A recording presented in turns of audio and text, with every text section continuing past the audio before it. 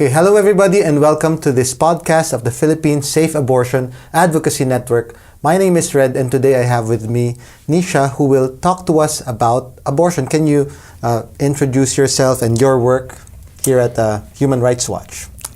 Yes, thank you for having me. I am the Advocacy Director for Women's Rights at Human Rights Watch. So I help work with our team of women's rights activists around the world to figure out advocacy strategies and pressure for change to improve women's rights.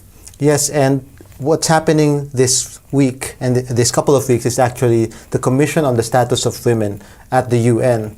And when Trump became president, a lot of conservative people actually voted for him on his anti-choice platform, right? He said that there would be no abortions. And in fact, one crucial thing that's happening is the Global Gag Rule. And a lot of people in the Philippines do not know what this Global Gag Rule is. Can you tell us a little bit about that?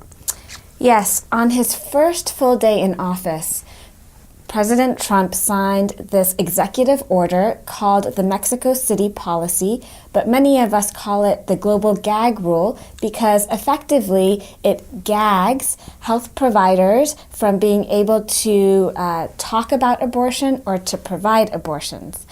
So what it does is any U.S. funds that go to health assistance, the U.S. will cancel that funding unless that organization says that it does not use any of its own funds to talk about abortion, to provide abortions, or to advocate for more liberalized abortion laws. What's important to know is that there is a U.S. law prohibiting U.S. funds to go for abortion that has been in place since 1973. Yeah. The Global Gag Rule is different. This is saying that groups in other countries cannot use their own funds or funds from other governments to talk about or provide abortions. So let's say there's an organization in the U.S. that wants to fund some medical procedures in the Philippines, not related at all to abortion, right? But if they say that they're even just pro-abortion or pro-legalization or decriminalization of abortion, then they're not allowed to get U.S. funds anymore, even if the work has nothing to do with abortion. Yes. Yeah. You know, this Global Gag Rule was in place under previous Republican administrations, under Reagan, under Bush. In those cases, it only applied to family planning funds. Under Trump, this applies to groups receiving any type of health funding for HIV, TB, malaria. So in this example, let's say an organization in the Philippines was getting 80% of its funds from the United States government to fight HIV and to provide vaccinations to children. Yeah. If they also said, we believe we would like to advocate for a change in the immigration laws, Abortion. a change in the abortion laws Yeah. in the Philippines, they would lose all their funding. So those people who would have benefited from the HIVs and the vaccinations, they won't get it anymore. And I know that this Global Gag Rule is interesting because it's kind of like a political football, because when the president changes from liberal to conservative and then back again, they kind of reinstate this policy and then repeal it and then reinstate it again. So I'm sure there's been studies about the effects of this, the impacts of this on countries like the Philippines or other countries in the Global South. Can you tell us about the impacts of the Global Gag Rule and what you think the impacts would be now that Trump has even expanded the Mexico City policy? Under previous versions of the Global Gag Rule, when it just affected family planning assistance, reproductive health services really suffered. Either because groups gave up their U.S. funding because they said we cannot comply, but then they could not make up the funding gap, or the groups that complied with the restrictions but had to cut important services. So there's documentation that this has meant less access to contraception, less access to abortion, and an increase in unplanned pregnancies, an increase in abortions, an increase in unsafe abortions, and an increase in maternal deaths. So it's really devastating, the consequences it has. And I think what's interesting for people to know is that it actually, because it reduces the access to contraception, it actually means more abortions. Yeah. So that's something that I feel like everybody on both sides of this issue should understand. In this case, with the really dramatically expanded global gag rule, if it was just family planning money, it would be affecting about $600 million in U.S. foreign assistance. Under Trump's version, it's going to affect up to $9.5 billion.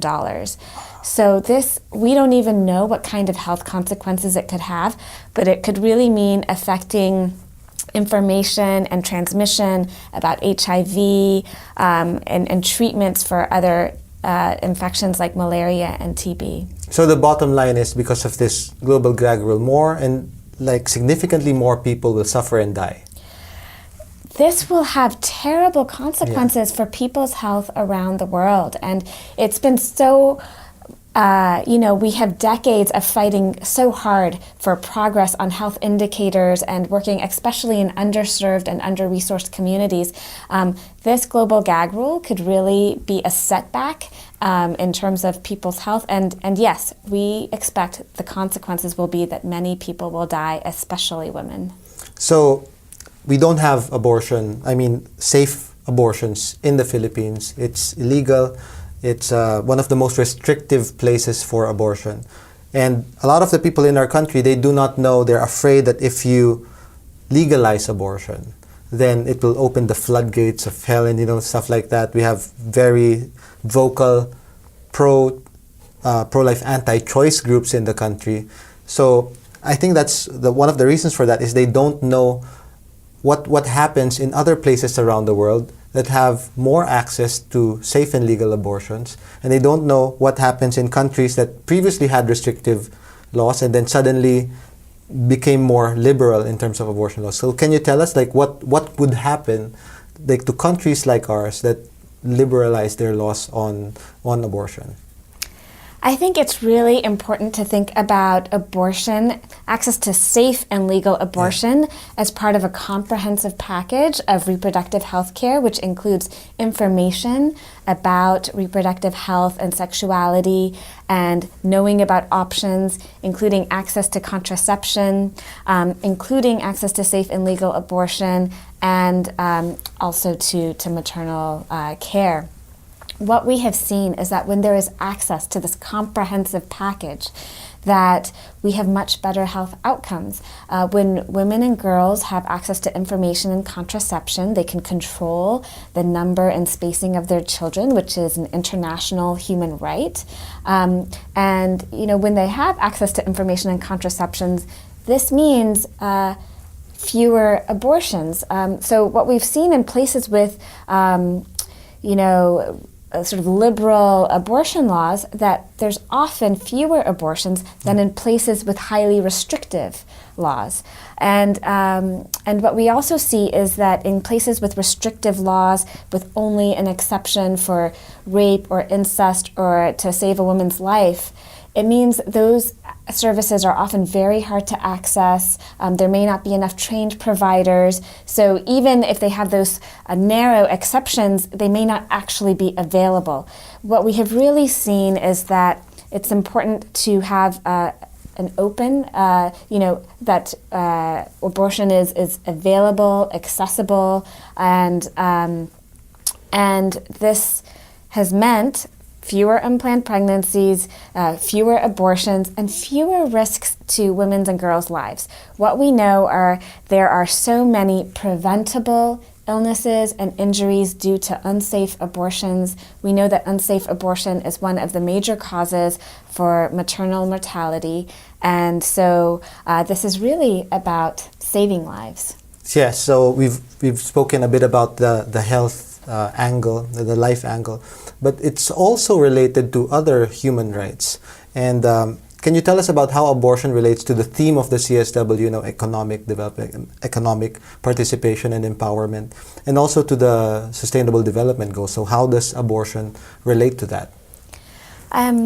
Ultimately, the right to be able to Access safe and legal abortion is about a woman's control over her own body, her own life, her autonomy, and the ability to participate fully in economic life, in her community. And when women don't have the choices to control their reproduction, they may be, forced to have numerous children. This may affect their choices. We know that in many cases, unplanned pregnancy can result in ending schooling for girls. It can contribute to being pressured into marriage early, so it contributes to child marriage.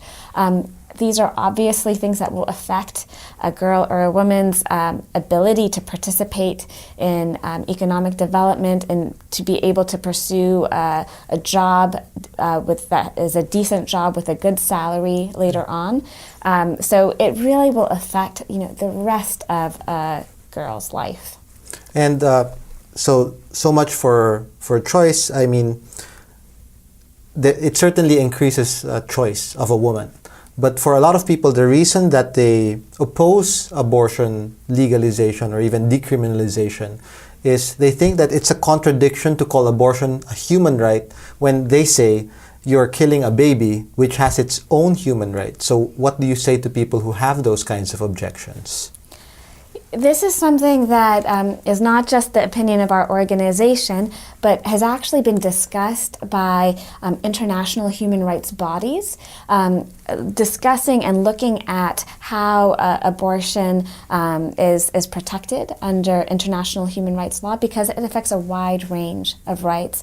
I mean, first of all, there are times where an abortion is necessary to save the woman's life. Yeah. And in that case, it is right to life for an adult or a girl, and that is something that is very important.